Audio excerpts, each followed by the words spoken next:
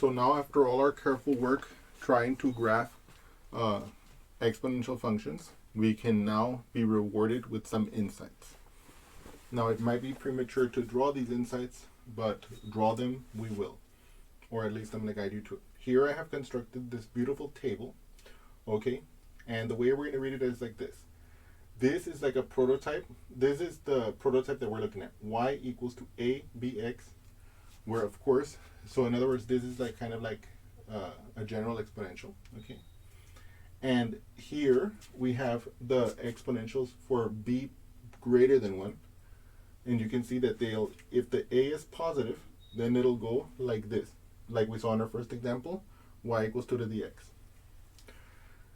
And if b is greater than 1, but a is negative, then it'll go like this, as we saw in example 3, which was y equals negative 4 to the x power. Yes. We can also have the case where the 0 is less than b is less than 1. So for example, we saw in example 2, y equals 1/3 to the x power. If a is positive, then it'll have this trend like this, right? And we can see that you can write it as y equals 1/3 x power. It can be written as 3 to the negative x. Okay, so either 1/3 x or 3 to the negative x, okay? And likewise, if we have the b between 0 and 1 and the a negative, then we can see that it'll look like this, okay?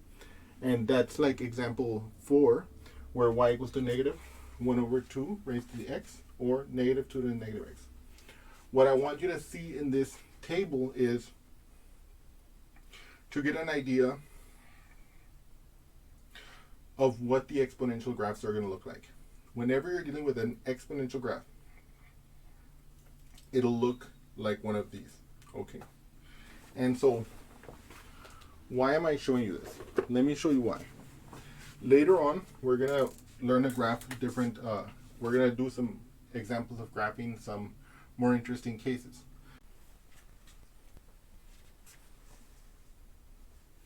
So now the question that all of you might be having is, what use is this table? You know, we drew the graphs. What is the benefit of this table? Well, this table, as I mentioned, is a way for you to see all the possibilities that are going to be possible when you're graphing an exponential. Okay? But like right now, what I want you to see is this. This will allow us to predict more or less what a graph of an exponential might look like. So let's say I wanted to graph y equals to 3e to the negative 4x plus 5. Okay?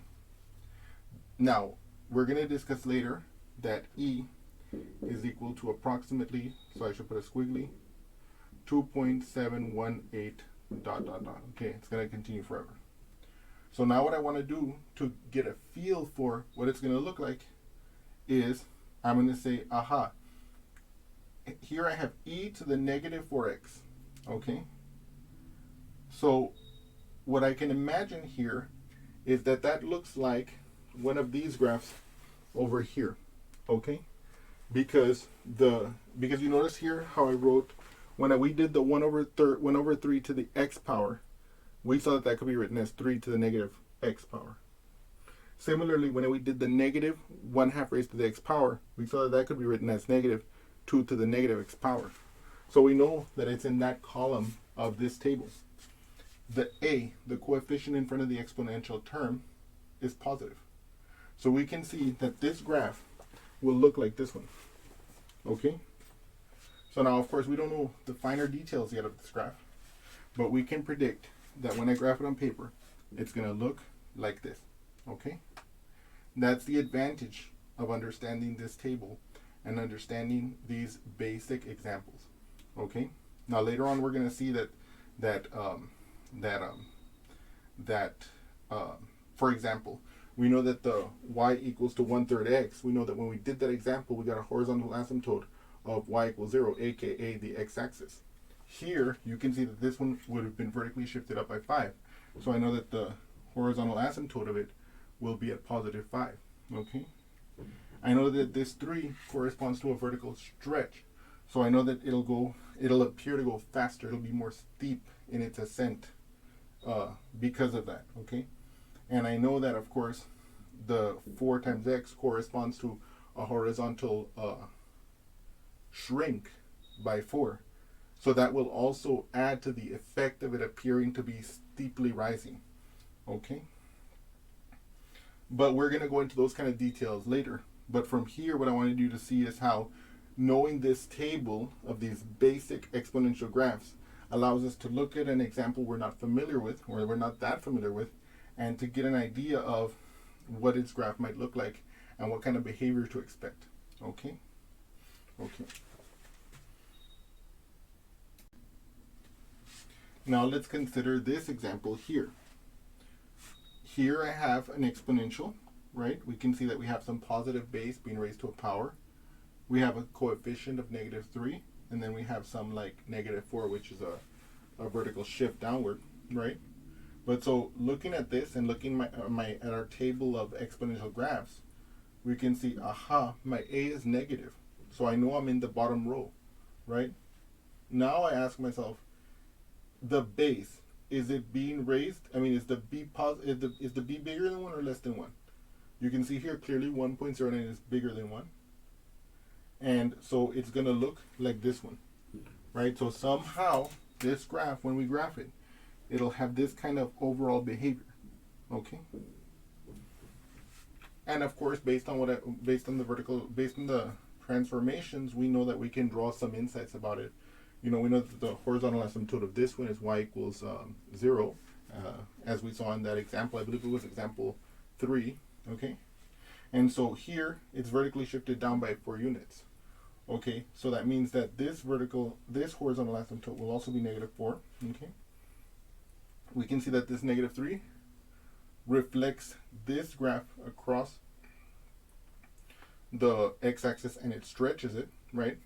And so we can see that that will make the appearance of this descent to be steeper than if it had just been 1.09 to the x power with the negative in front, okay? And but so what I want you to see from these 2 examples that I gave you here is how I want you to, well, first of all, why I gave those 4 basic examples first, because we got to see all these different kinds of behaviors with respect to exponential graphs.